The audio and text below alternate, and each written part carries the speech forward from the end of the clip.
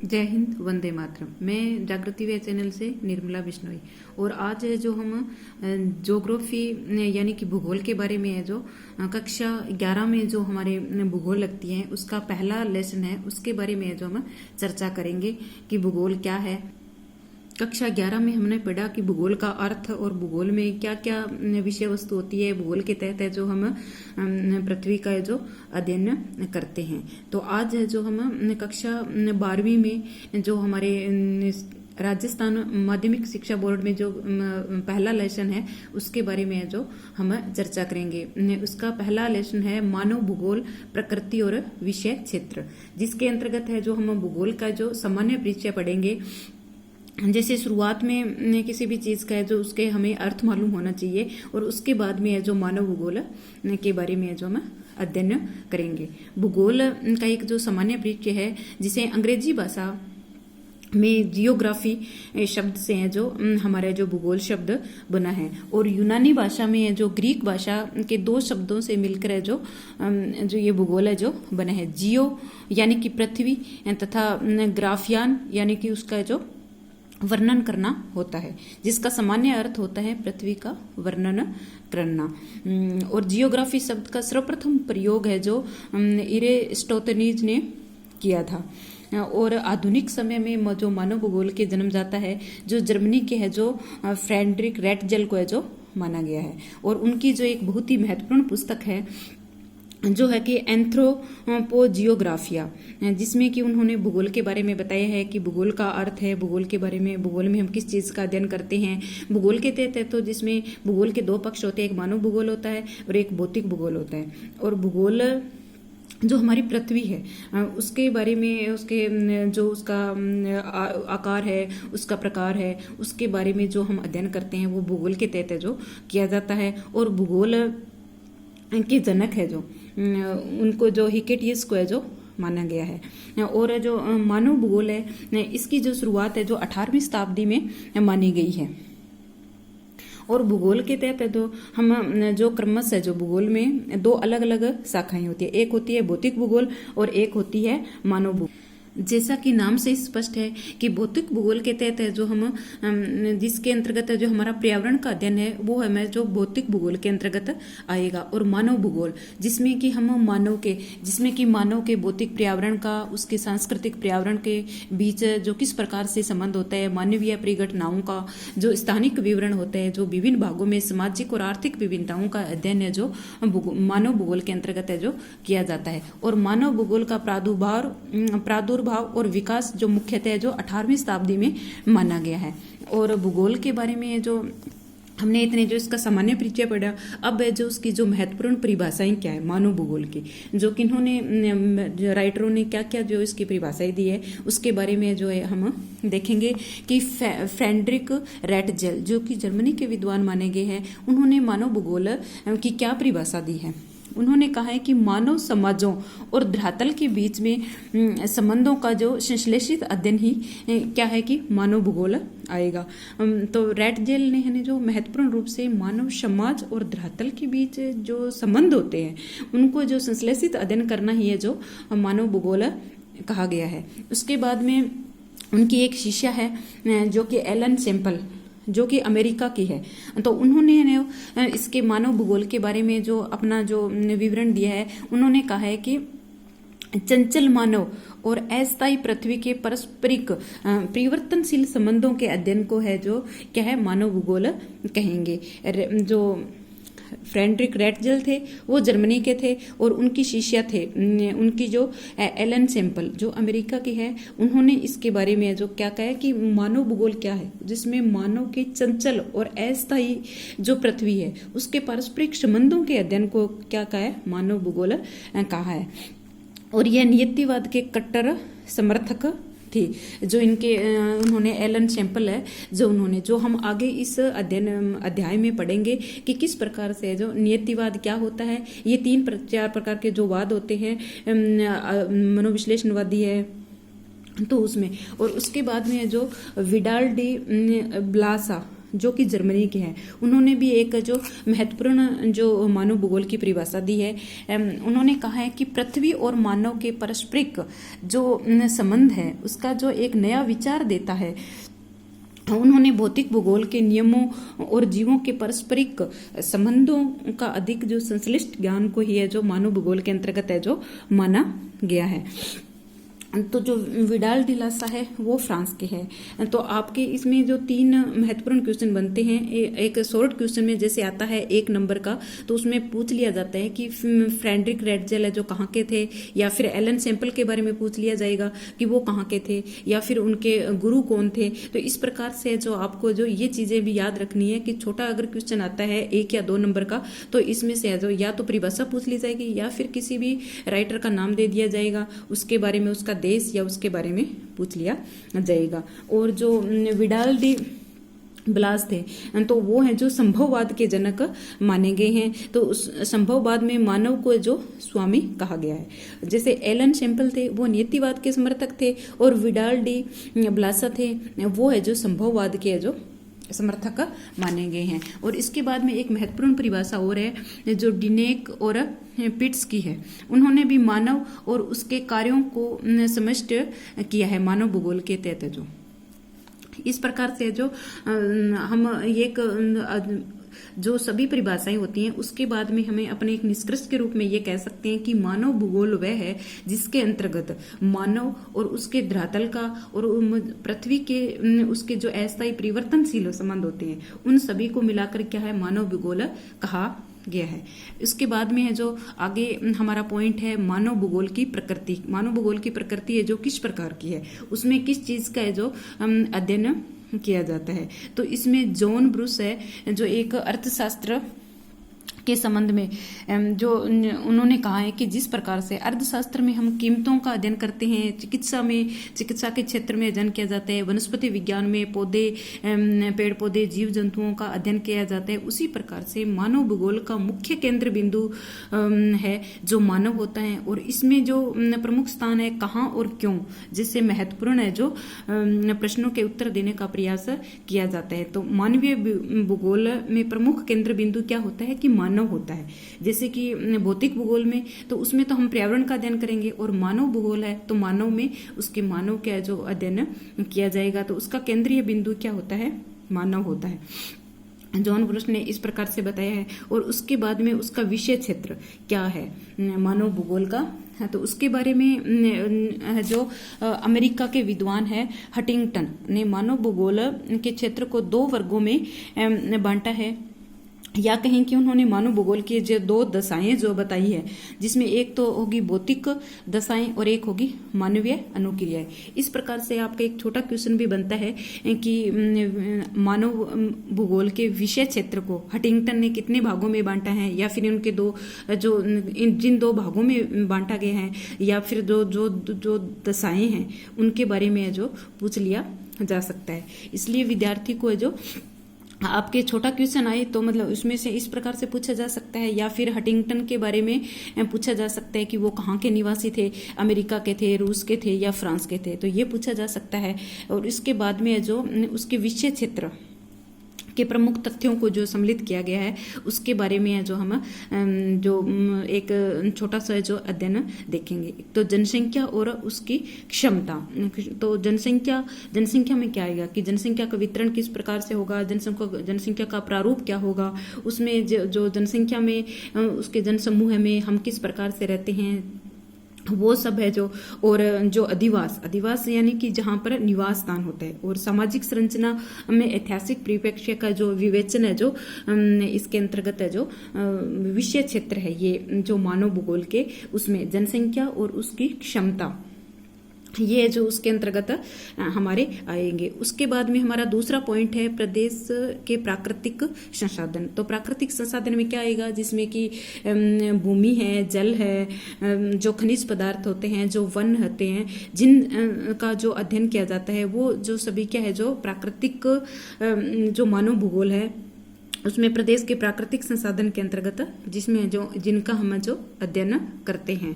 उसके बाद में हमारा जो तीसरा महत्वपूर्ण पॉइंट आएगा वह है सांस्कृतिक वातावरण। संस्कृति क्या है, जिसमें कि मानव जो हमारी जो मानव संस्कृति है, जिसमें हमारे संस्कार आते हैं, जिसमें हमारे जिसमें मनुष्य है जो पर्यावरण से किस प्रकार से जो संतुलन स्थापित करता है और पर्यावरण के किस प्रकार से जो अंतर संबंध होता है कि मतलब किस प्रकार से जो पर्यावरण और व्यक्ति का है जो एक दूसरे से संबंधित है।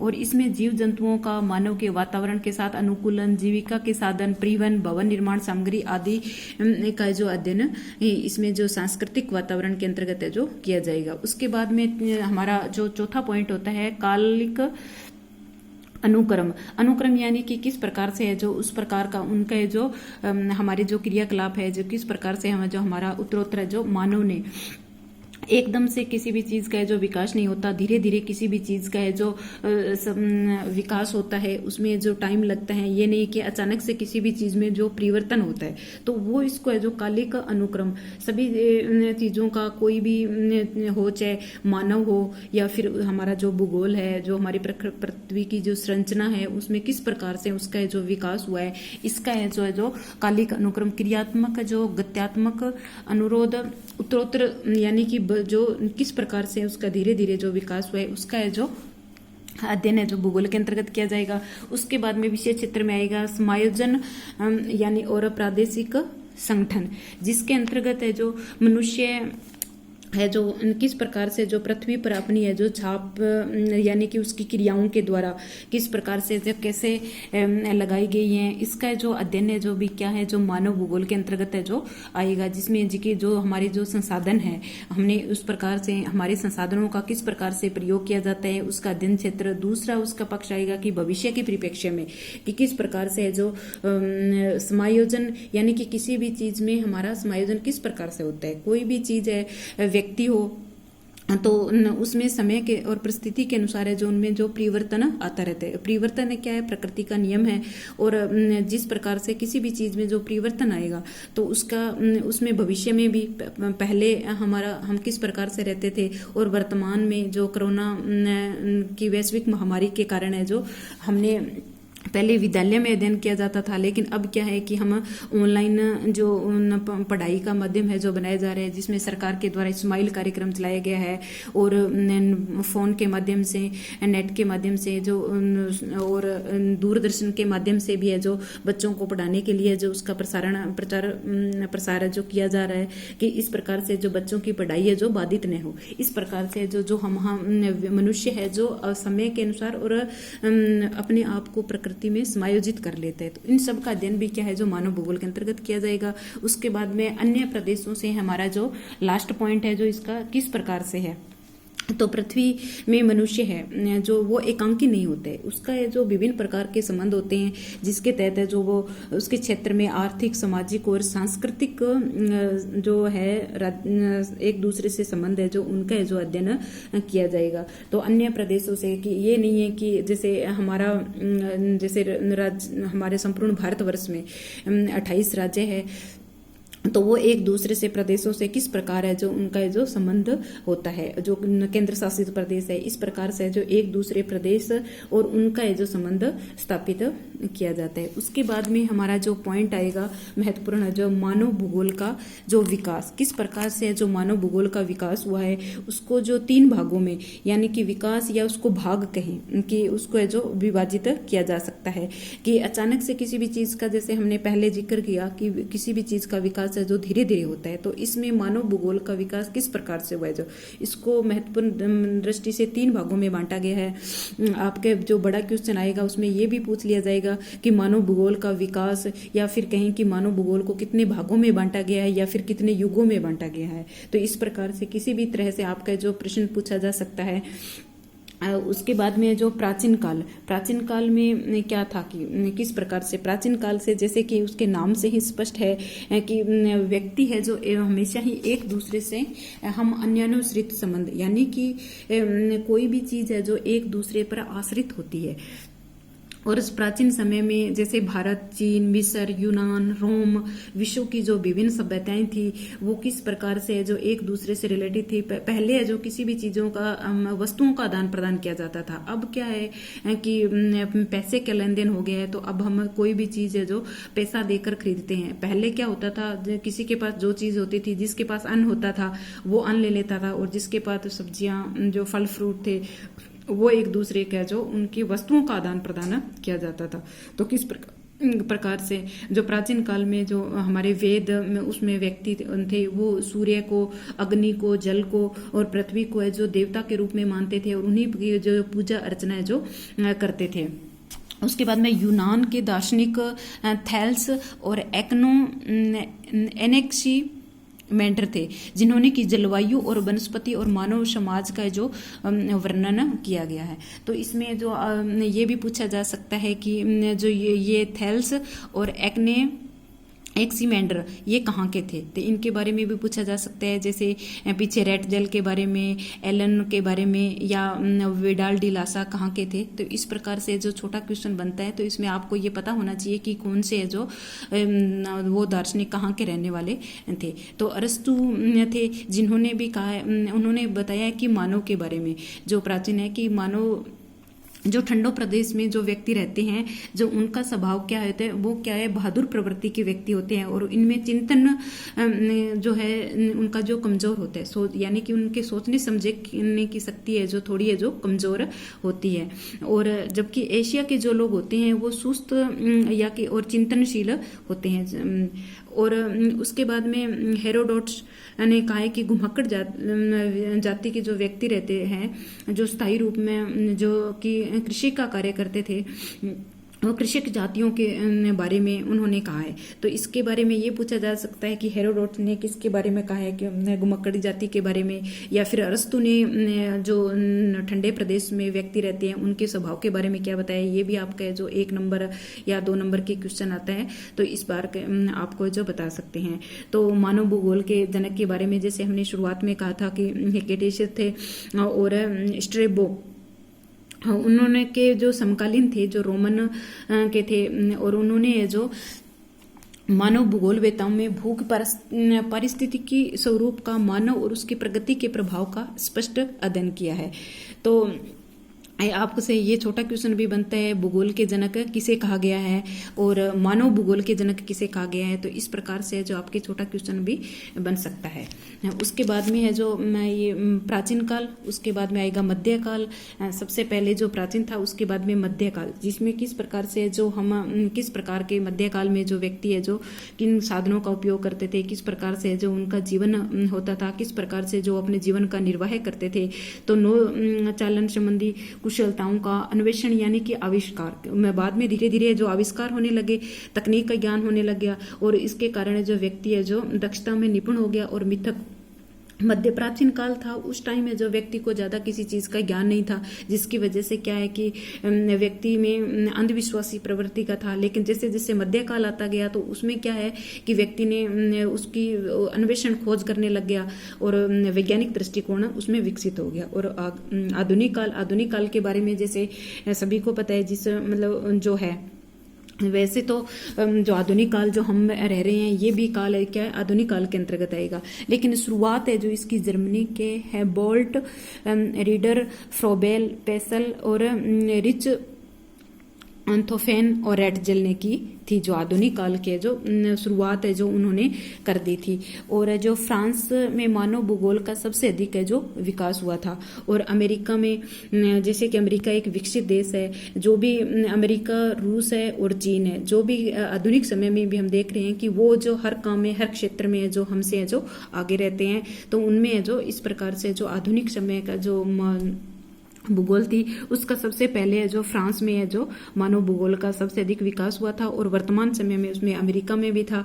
और इसमें जो जैसे मैंने बताया कि ये आपसे पूछ लिया जा सकता है कि ये कौन से राइटर कहाँ के थे, तो ये चीजें भी है जो आपके छोटा क्वेश्चन बन सकते हैं। ये जो ब्रिटेन के हर्बर्टसन और मैकिंडर और रोबोक्सी या फ्लूअर। तो इस प्रकार से आपका एक छोटा क्वेश्चन भी बनता है कि ब्रिटेन के प्रमुख भूगोलवेत्ता कौन है, या फिर अमेरिका के भी पूछ लिए जा सकते हैं। तो आपको ये जो बातें स्पष्ट होनी चाहिए। इसके बाद में जो जैसे पहले भी बताया गया थी, रेटजेल को आधुनिक मानव भूगोल का जो संस्थापक या कहें कि मानव भूगोल के प्रमुख है जो जनकदाता माने गए हैं। उसके बाद में जैसे कि 3 बाद आए थे, नियतिवाद, संभववाद और नवनियतिवाद आदि विचारधाराओं का जो अध्ययन किया गया था। तो नियतिवाद में क्या है कि नियतिवाद तो वो है कि प्रकृति को महत्वपूर्ण स्थान देते थे। उन्होंने कहा है कि प्रकृति ही जो है एक महत्वपूर्ण घटक होता है। उसके बाद में संभववाद आया, तो उसने संभववाद में मानव को प्राथमिकता दी गई। उसने कहा कि संभववाद ने कहा कि मानव है जो सर्वश्रेष्ठ होता है, उसमें प्रकृति का जो कोई योगदान नहीं होता, प्रकृति से ज्यादा महत्वपूर्ण जो मानव को दिया था। और इसी प्रकार से 21वीं शताब्दी है जो नव नियतिवाद है, जिसमें कि पहले नियतिवाद था और उसके बाद में 21वीं शताब्दी में क्या है, नव नियतिवाद आया। तो इन दोनों में है जो पारस्परिक संबंधों में सामंजस्य पर जोर दिया गया है। तो इसमें जो 21वीं शताब्दी में नव नियतिवाद है, इसमें रुको और जाओ के नाम से भी इस सिद्धांत को जो कहा गया है, जो महत्वपूर्ण सिद्धांत है। और इसके प्रवर्तक है जो ग्रिफिथ टेलर है। तो ये भी एक आपका जो महत्वपूर्ण क्वेश्चन बनता है, रुको और जाओ का सिद्धांत किसने दिया था, या इसके फिर प्रवर्तक के बारे में जो पूछ लिया जा सकता है। और 1930 के बाद में है जो भूगोल थी, उसने जो मानव भूगोल था, उसमें जो सांस्कृतिक और आर्थिक भूगोल का जो अध्ययन है जो 19वीं शताब्दी में है जो भी किया गया था। इस प्रकार से जो उसकी और एक आपके छोटा क्वेश्चन ये भी बन सकता है कि उपशाखाओं के नाम बताइए, तो जिसमें राजनीतिक है, सामाजिक, आर्थिक, चिकित्सा के क्षेत्र में भी है जो 2 या 3 है जो आपके पॉइंट ये पूछ लिए जा सकते हैं कि किस प्रकार से जो आर्थिक भूगोल की है जो उपशाखाएं, तो बताइए। ये भी आपके जो छोटा क्वेश्चन बन सकता है। धन्यवाद।